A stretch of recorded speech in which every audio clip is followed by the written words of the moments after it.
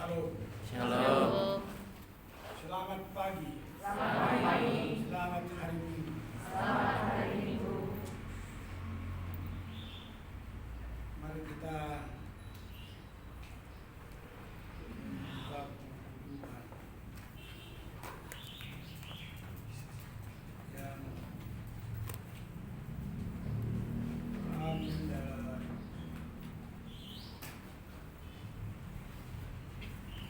kitab Keluaran 33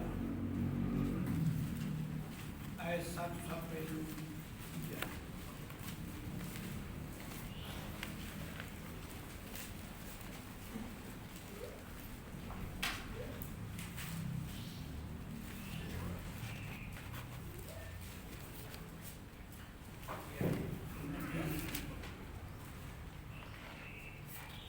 Judulnya Musa meminta penyertaan Tuhan di padang gurun.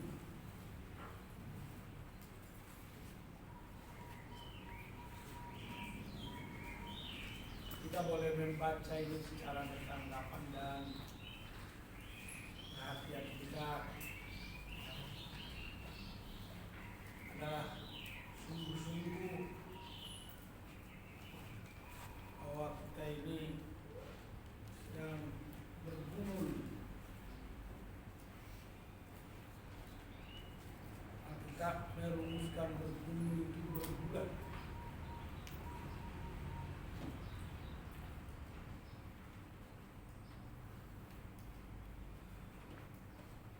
Jadi melakukan segala upaya untuk menjadi menang.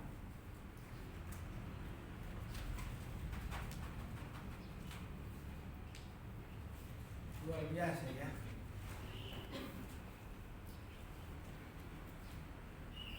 Dalam pergumulan yang dialami bangsa Israel, khususnya Musa, Harun, Yosua,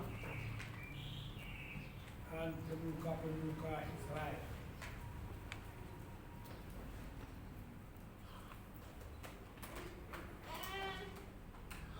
Kita akan membaca penjelasan.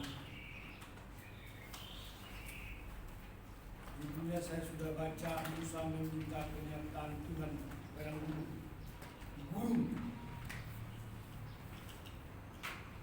Saya membaca ayat yang pertama, ayat yang kedua wanita, ayat yang ketiga adalah para pria.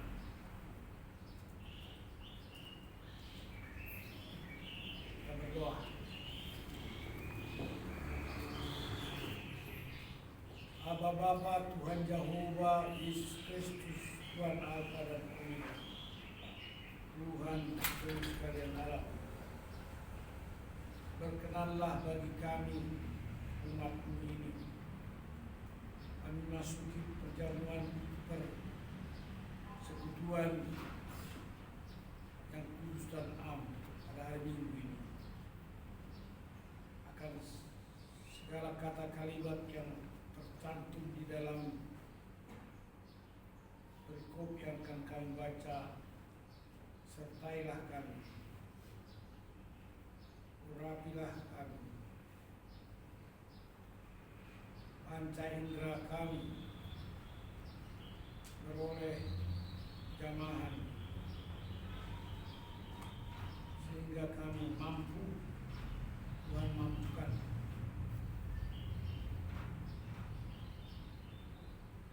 Roh Kudus hadirlah, masukilah alam roh kami, alam jiwa kami. Kami bermohon dalam nama Tuhan Yesus Kristus. Amin. Kita akan membaca secara bertanggapan. Berfirmanlah Tuhan kepada Musa,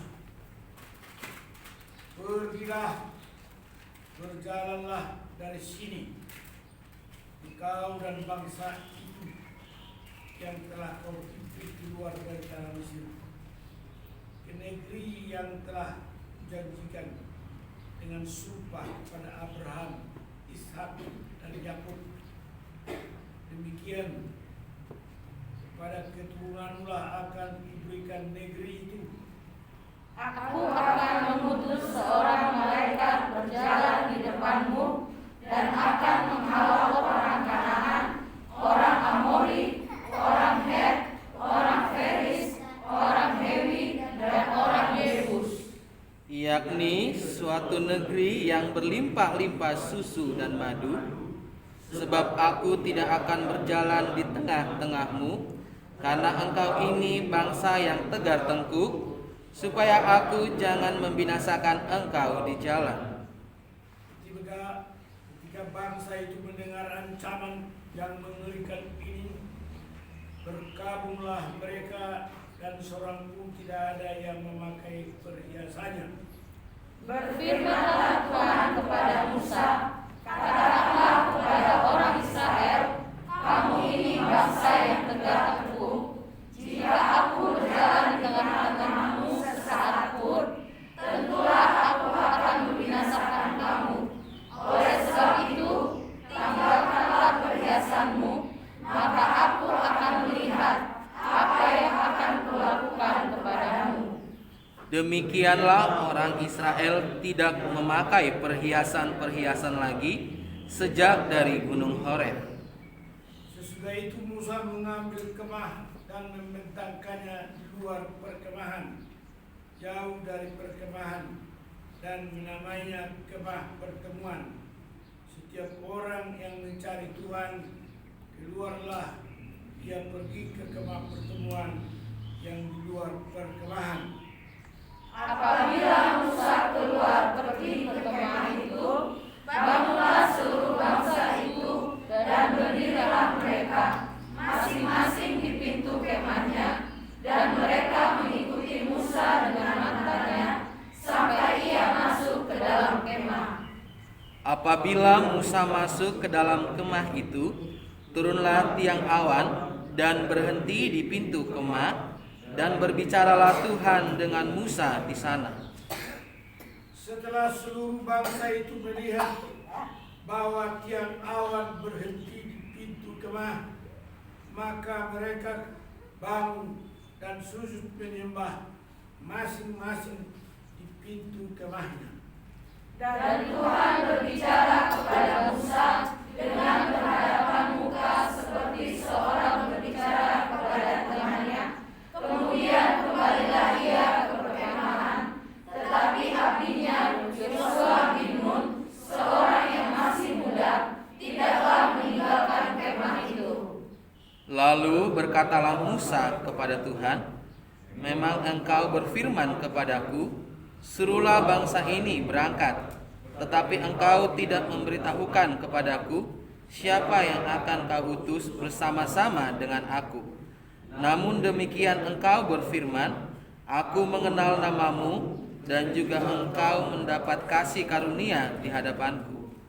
Maka sekarang, jika aku kiranya mendapat kasih karunia di hadapanmu, beritahukanlah kiranya jalanmu kepadaku, sehingga aku mengenal engkau, supaya aku tetap mendapat kasih karunia di hadapanmu. Ingatlah bahwa bangsa ini umatmu. Lalu ia berfirman, aku sendiri hendak membimbing engkau dan memberikan ketentraman kepadamu. Berkatalah Musa kepadanya, jika engkau sendiri tidak membimbing kami, janganlah suruh kami berangkat dari sini. Dari manakah gerangan akan diketahui bahwa aku telah mendapat kasih karunia di hadapanmu, yakni aku dengan umatmu ini? Bukankah karena engkau berjalan bersama-sama dengan kami, sehingga aku dengan umatmu ini dibedakan dari segala bangsa yang ada di muka bumi ini?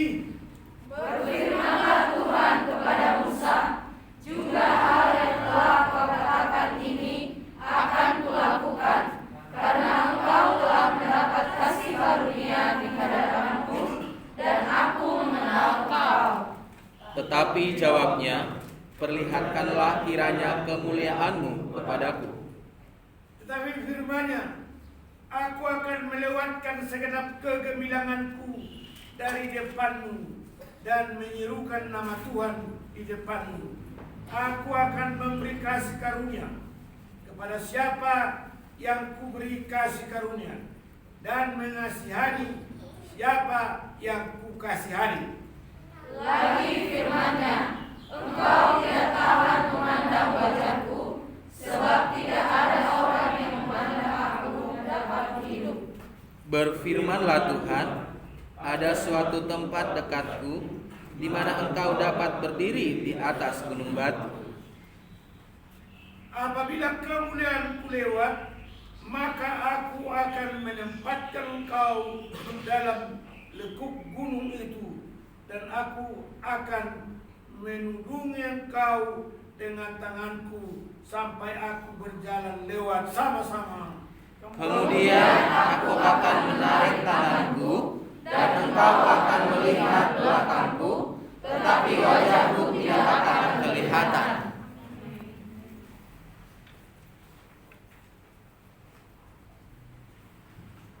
Saudara-saudaraku sekalian,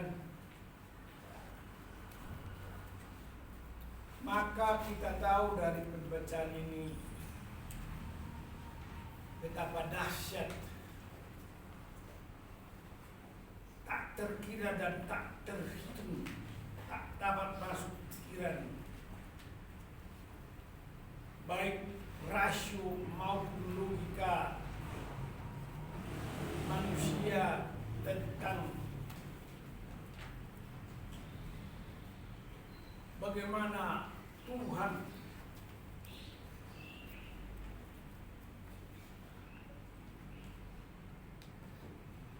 di hadapan manusia.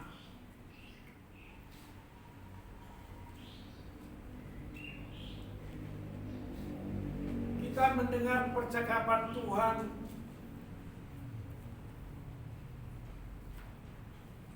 dengan Musa, abdi Allah.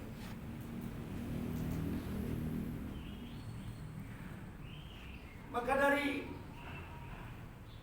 firman yang kita baca ini, memang tidak ada lagi manusia yang dapat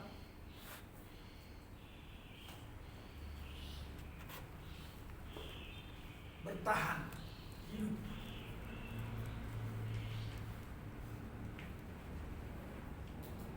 Oleh karena itulah maka Tuhan sendirilah yang datang ke dunia ini.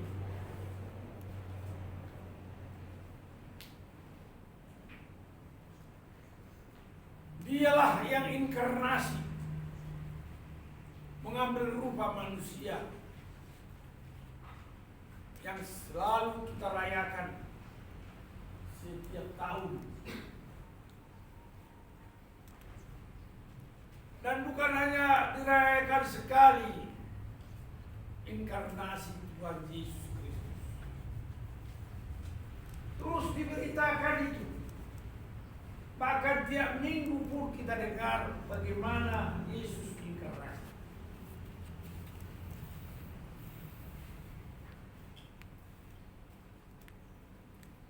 Saudara-saudara sekalian, bagaimana kita mempercayai inkarnasi? Itu ada sangat kesulitan besar bagi logika, bagi rasio manusia. Tetapi Tuhan tak pernah gagal untuk menjadikan manusia ciptaan tangannya dan rohnya ada pada manusia.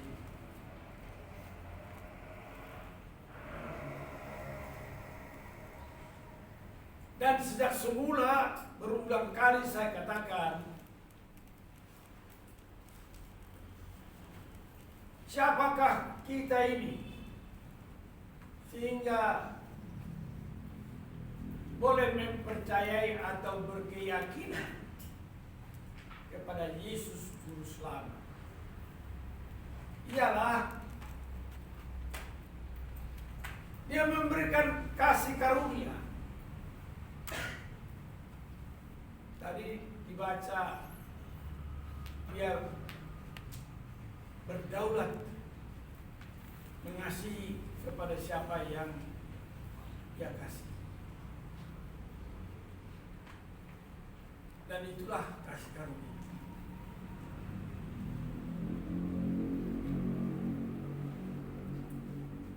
Pemberian kasih karunia yang diberikan kepada masing-masing saudara, kita semua, karena Tuhan adalah perencana agung Dia. Dia tahu segala sesuatu, baik yang lalu, yang terjadi, dan yang akan datang. Dia punya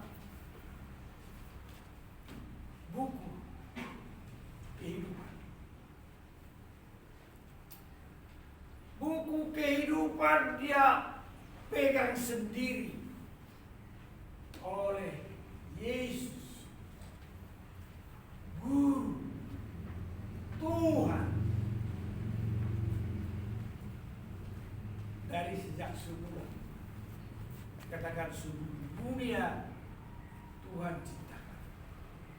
Sudah ada rancangan kemuliaan Tuhan.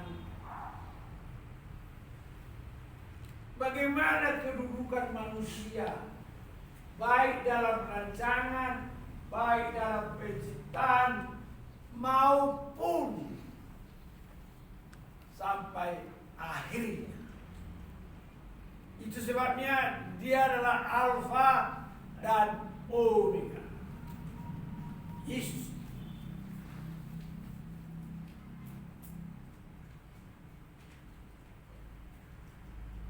Jadi saudara, kecintaan Bapa di sorga, Tuhan Yesus Kristus, dan Dia adalah Roh kepada manusia yang dirancangnya untuk menjadi warganya dari dahulu sampai selama-lamanya. Maka saudara-saudara sudah dirancang Tuhan sebelum dunia diciptakan, bahwa umat pilihan itu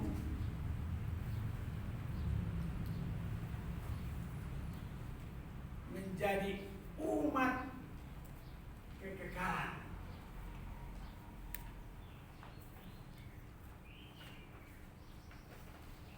Jadi kalau Tuhan memberikan kasih karunia berkeyakinan kepada Yesus Juru Selamat, maka tindakan Tuhan sempurna adanya.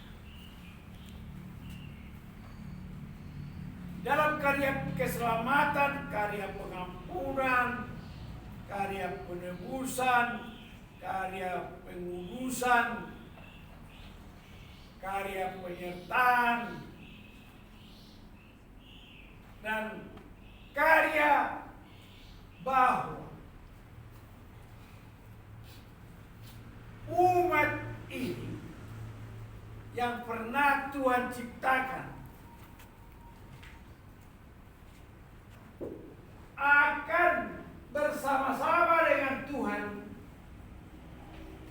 pada hari Sabat yang Tuhan tetapkan.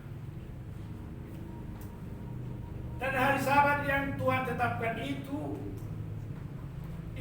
sudah Tuhan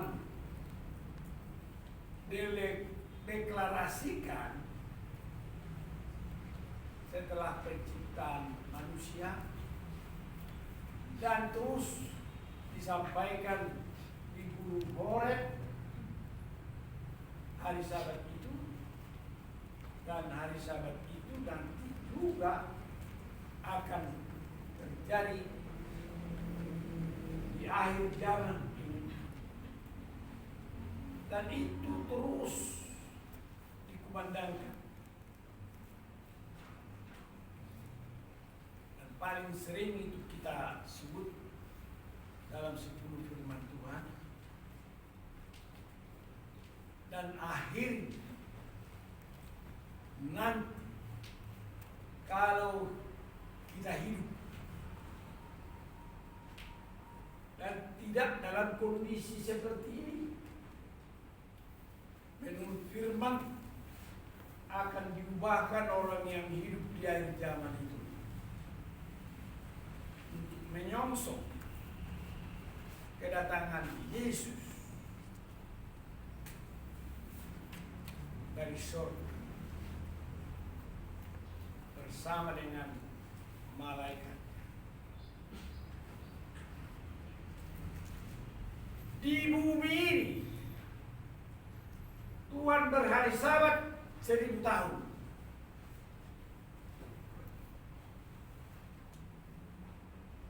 Tidak ada lagi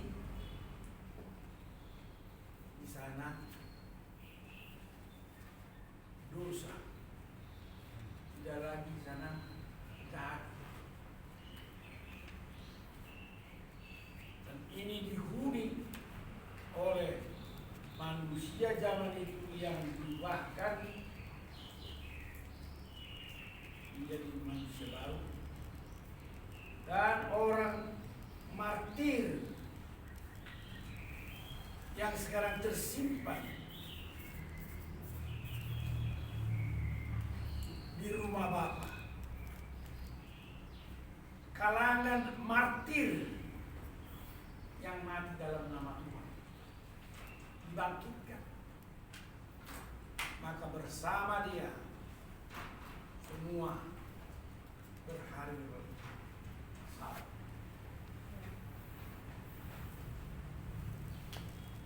Saudaraku, perhatian kita betapa dahsyatnya Tuhan itu dilukiskan dalam pertemuan Tuhan dengan Musa.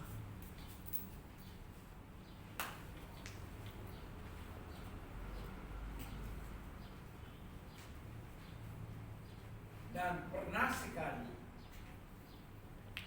murid Tuhan di Bukit Zaitun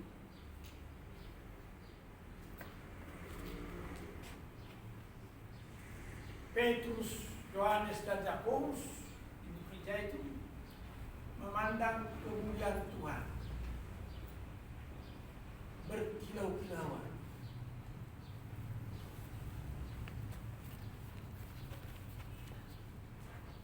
Bersama dengan Musa berkilau-kilauan juga. Bersama dengan Elia berkilau-kilauan juga. Bangkitkanlah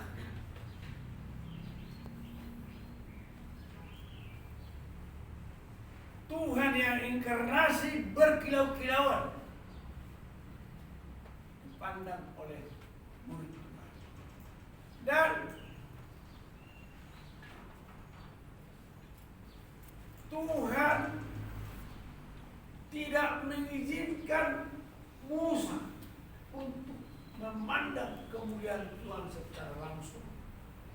Kata dibaca,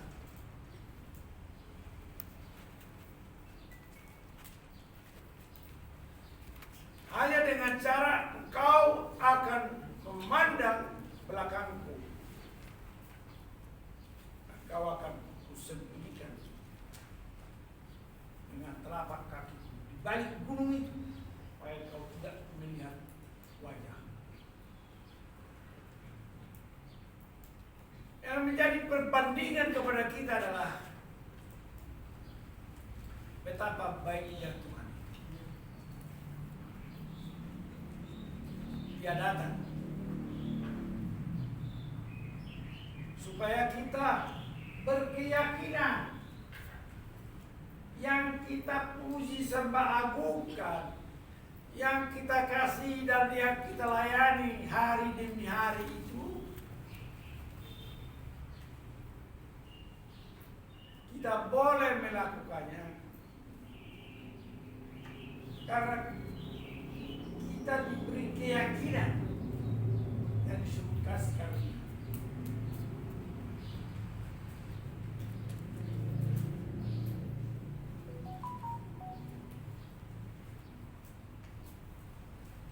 Di dalam perenungan masing-masing tidak bisa hanya mengatakan dengan lagu pujian, ku rasakan kasih-Mu Tuhan. Tidak boleh, tidak cukup. Tidak. Ketika kita bertindak atas nama Tuhan untuk melakukan perbuatan ajaib,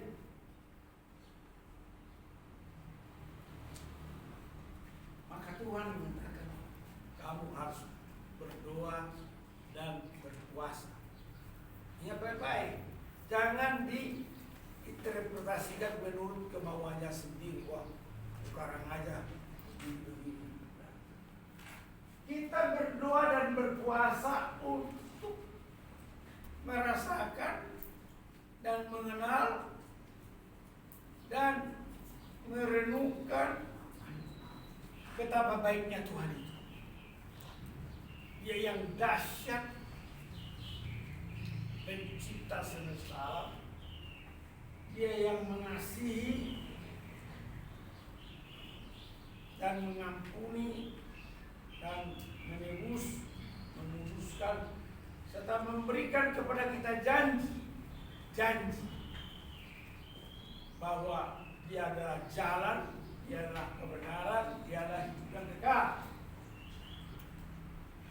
Merenungkan ini kamu tidak akan dapat dengan sendirinya. Jangan mengharap. Kau tidak ada upaya. Tidak ada upaya.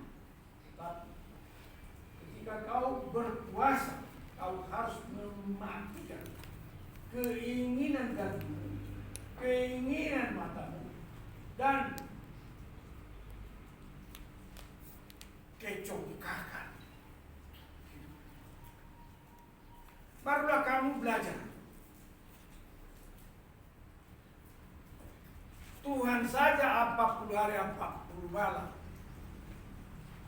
puasa untuk menunaikan karya keselamatan itu. Lalu kamu hanya diminta, tidak tahu siapa yang minta. Berapa hari kau puasa? Kita menghadapi keyakinan yang akan kita tempuh, tapi kita hanya seperti ini. Mau kadar macam apa yang kau mau raih sebagai orang yang berkeyakinan? Seperti apa tingkatan yang kau peroleh sebagai orang yang berkeyakinan, yang beroleh kasih karunia Tuhan? Tetapi olan hata-hata, omong doa, tapi faktanya tidak ada fakta.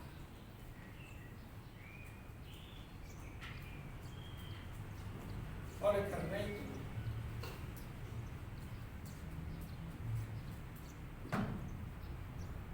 setelah melihat dan memperhatikan, membandingkan, bagaimana saya harus mencapai, atau bagaimana titik sampainya saya untuk mengenal juru selamat, untuk merasakan juru selamat, untuk mengalami hidup Immanuel.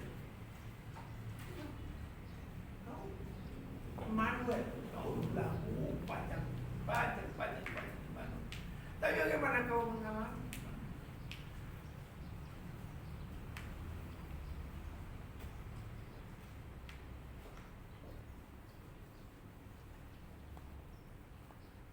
Di dalam karya keselamatan yang dibangun Tuhan sendiri dengan cara Tuhan sendiri, maka nampaklah Musa dan Elia hadir di Bukit Zaitun.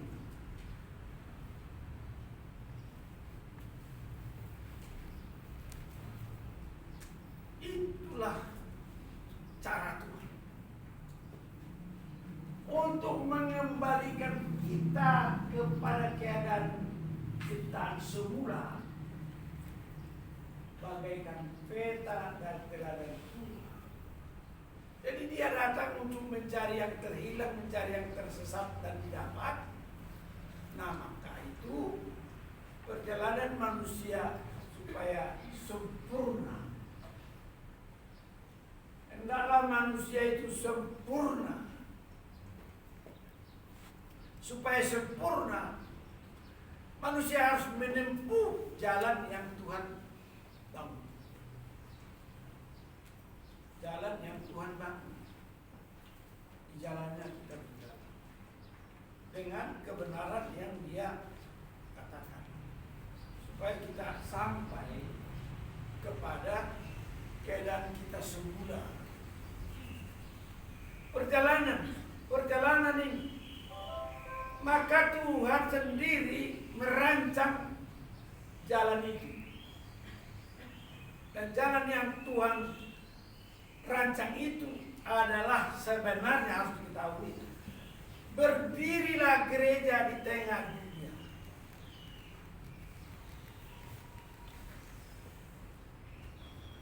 Agar gereja menerima wahyu dari Tuhan, bagaimana berjalan di jalan Tuhan. Agar gereja menerangkan kebenaran-kebenaran yang dari Tuhan.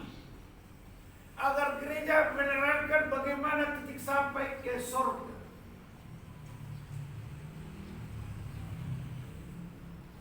Peran gereja. Maka gereja kita mendirikan sekolah ini. Maka gereja mendirikan PAUD terpadu supaya ada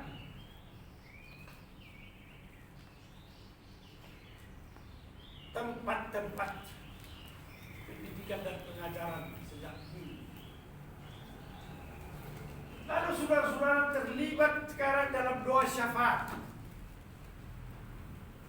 supaya kalau Tuhan izinkan kita berdoa syafaat, maka instruksi Tuhan terakhir, gembalakanlah domba-dombaku itu terjadi.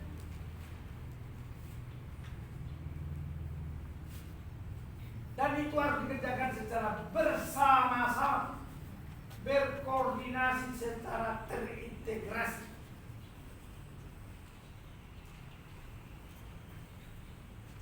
Jadi bukan karangan saya dalam doa syafaat, supaya gereja yang Tuhan tugaskan melakukan mandat Tuhan dapat dilakukan dengan baik.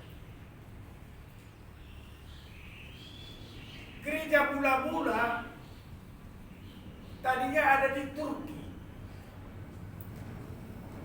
Gereja Efesus, Sardis, Smyrna, Laodikia, Laodikia. Ada 7 sidang jemaat.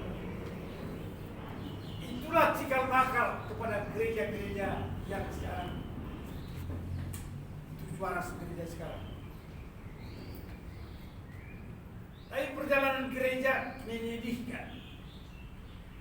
Bahkan sama dengan perjalanan bangsa Israel dari Mesir Sama dengan keadaan gereja sekarang, seperti yang kita baca ini. Kalian pikir bagaimana pendidikan gereja ini menurut standar firman? Sama dengan apa yang kita baca di sini. Keadaan gereja sama dengan apa yang kita baca di dalam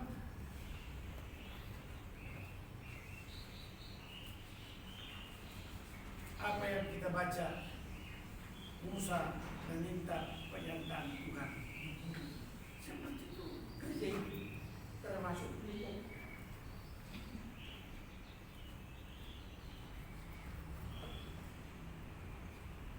Termasuk gereja kita. Apa bedanya dengan gereja Roma Katolik yang berpusat begitu hebat di Roma, di Vatikan? Ekspektasi gereja Katolik di Indonesia di seluruh dunia.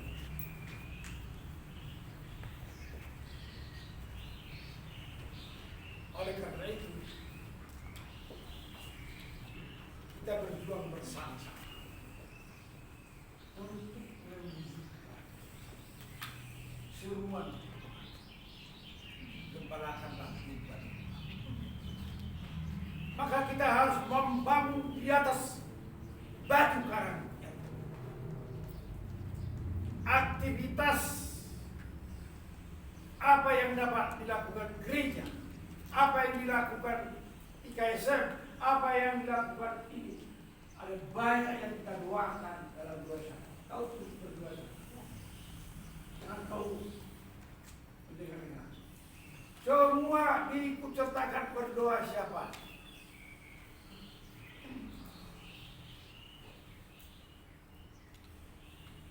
Karena kita harus berbagian. Dan Tuhan mengatakan hendaklah kamu satu. Kita harus satu.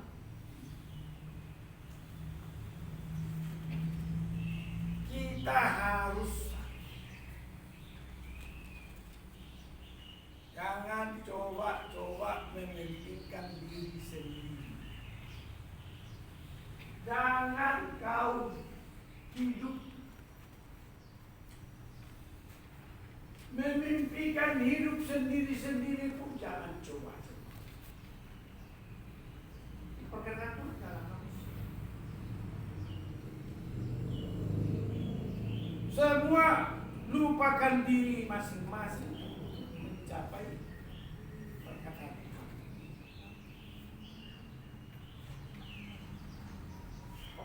Jadi kalau kamu mendengarkan firman Tuhan, lalu kau nanti mengajak juga di tempat ketika kau sudah menggembalakan atau ketika kau menjadi tua atau apa jabatan, katakan Yesus terbesar, katakan Dia cintamu, Dia sembuhkan, Dia ampuni, dan pertolongan.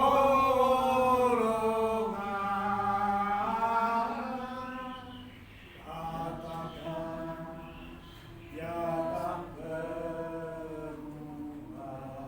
Yesus tidak pernah berubah. Kalau Dia berdoa untuk murid-muridnya, juga berdoa untuk orang berkeyakinan kita.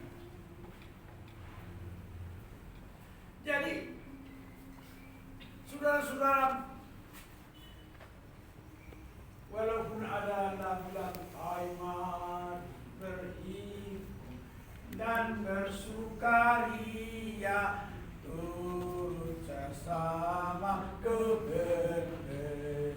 Ya, itu kata-kata perenungan dan ucapan bahwa kita semua menyambut Yesus yang inkarnasi. Artinya kalau Yesus inkarnasi mengambil rupa manusia, maka manusia juga inkarnasi untuk dilahirkan kembali. Kata-kata itu bukan tahu Yesus karena dia teladan kita. Kata-kata itu juga berlaku untuk kita. Kalau dia inkarnasi berupa manusia, maka kita juga harus inkarnasi. Kau dilahirkan kembali.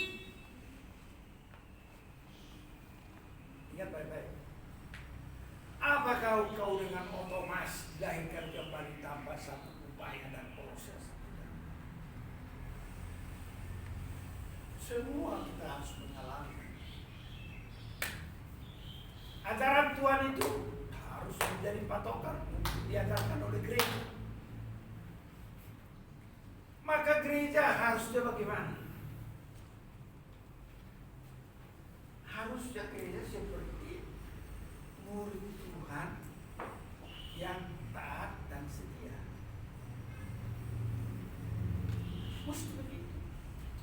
Apa itu hanya slogan-slogan? Jangan bermimpi itu hanya slogan. Jangan katakan dalam hati bahwa itu hanya omong kosong. Kalau kau udah mulai berdalih omong kosong, kau tidak akan dapat tempat bersama Tuhan. Bersama Yesus lakukan perkara besar. Bersama Dia tidak ada yang susah. Bersama Yesus ada jalan keluar untuk masalahmu, untuk masalahku, untuk masalah kita semua. Yesus, anak domba Allah, juru selamat umat manusia. Yesus, tabib yang ajaib, Dia menyembuhkan, Dia memulihkan, Dia membenarkan, Dia Raja segala raja. Ingat, masalah apa yang kau? Masalahmu apa? Masalahmu apa? Masalah kita semua. Masalah. Apapun masalah, kita serahkan kepada Dia. Firman Dia yang menuntut hidup kita. Dia adalah Immanuel. Jadi kita sekarang diajaknya untuk bangkit. Bangkit dari posisi kita karena Dia adalah pemecahkan masalah kita. Ada masalahmu? Masalah. Jangan buat masalahmu menjadi seperti ini. Jangan. Tak usah kau berseru kepada siapa-siapa masalah. Masalah sedikit aja kau udah berseru. Pecahkan masalah bersama dengan firman yang hidup, bersama dengan roh Tuhan.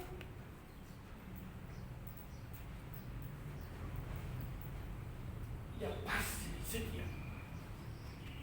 Buktikan kau diberi anugerah dan kau telah beroleh kasih karunia. Keyakinan penuh bahwa pengharapanku, bahwa perbuatan yang akan kulakukan, bahwa kasih yang harus dijalani pasti berkebenaran. Pasti. Jangan kamu ngeper. Siapa tahu atau mana mungkin berbuah. Jangan katakan mana mungkin. Jangan katakan tidak ada. Katakan pasti dapat lakukan. Berapa banyak kalian ada di sini sekarang? Buktikan kau bisa hidup 6 orang satu kamar, 8 orang satu kamar, tapi dengan kasih yang sempurna telah ku terima darimu, bukan karena kebaikanku, hanya oleh kasih karuniamu kau pulihkan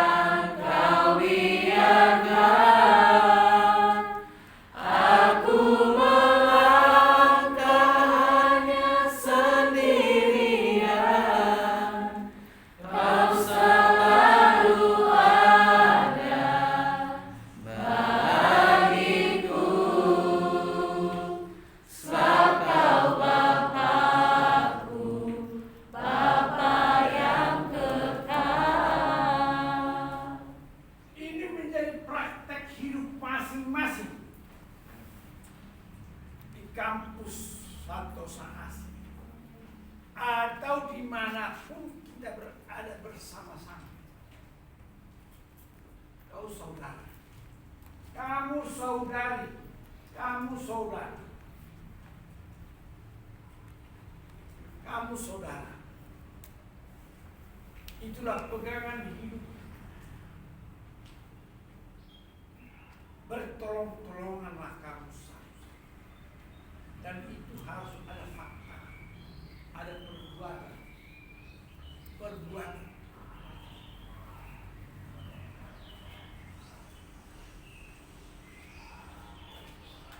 Saudara-saudara sekalian, sebagaimana bangsa Israel berjalan di padang gurun, kita juga berjalan di padang gurun. Maka kita minta penyertaan Tuhan. Sertailah kami dalam menempuh segala perjuangan pergumulan di sekolah ini, kampus ini. Jangan bersungut-sungut. Jangan bersungut-sungut. Termasuk saya katakan, Jayasan jangan bersungut-sungut. Sekali-kali Jayasan jangan bersungut-sungut. Sekali saya katakan, semua Selahorda Santosa jangan bersungut-sungut. Lakukanlah dengan rela dan taatkan dan tundukkan masing-masing diri sebagai hamba Tuhan. Jangan menyedihkan hati Tuhan. Kalau kalian menyedihkan hati Tuhan, jangan pikir, wah itu karangannya Moses saja. Oh, itu Moses yang bersedih hati karena kelakuan saya begini-begini. Saya tidak akan bersedih hati. Tapi ingat baik-baik. Santosa Asih milik Tuhan. Maka setiap orang yang bekerja di Santosa Asih ini adalah hamba Tuhan. Belajar. Taatkan dan tundukkan dirimu kepada otoritas Tuhan yang Maha Baik.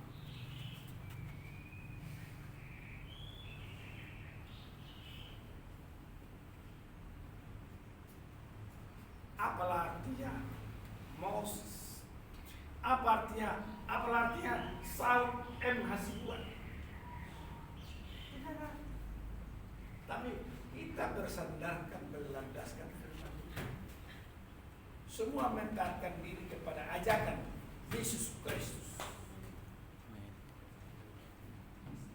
Semua taat.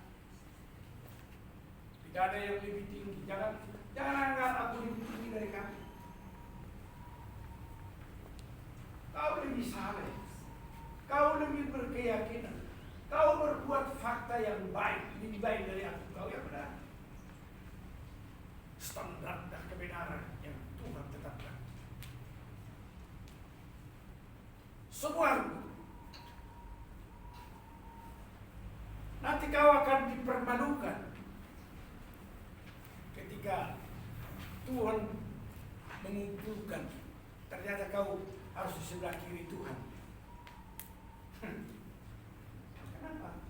Jangan pikir kau salah sedikit sekarang di sini. Oh, saya salah sedikit di Santosa Asih. Bukan kepada saya kau salah. Ketika Tuhan memanggil semua, malaikat Tuhan, roh Tuhan langsung memisahkan di sebelah kiri dan memisahkan sebelah kanan. Oh, saya di sebelah kiri. Salah apa kau? Salah kau.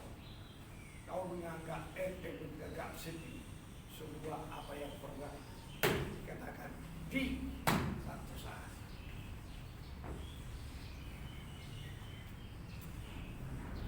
Semua kita harus menjaga.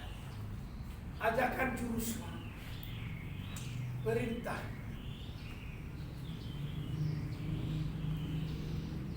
Tuhan itu baik.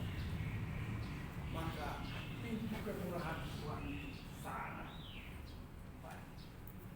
Puji Tuhan. Haleluya.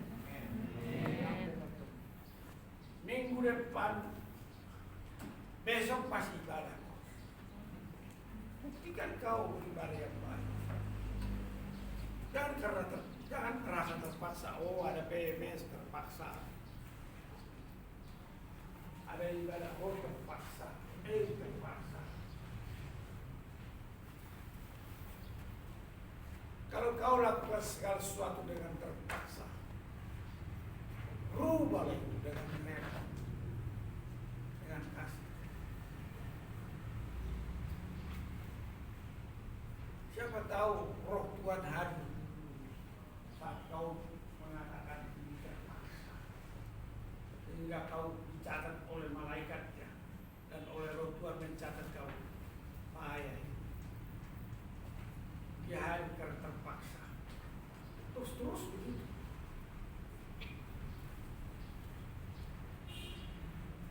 Pintu kemurahan ada di Santosa Asis.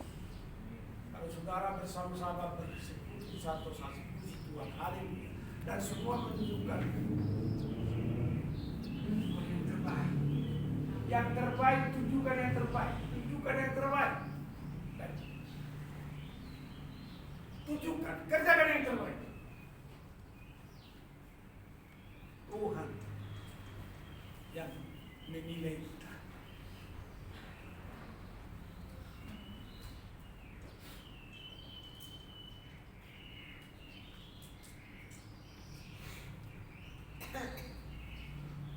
Tidak ada kesaksian lagi bagi saudara-saudara bahwa Yesus adalah guru yang baik sempurna. Bahwa Yesus adalah Tuhan terus kadang-kadang. Dia memperhatikan kita. Segala sesuatu dia perhatikan kita. Tidak ada yang lewat dari pemandangan Tuhan.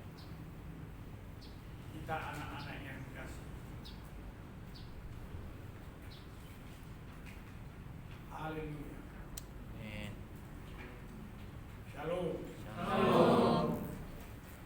Sebentar sampai di sini. Hari-hari berikutnya kita akan berlimpah-limpah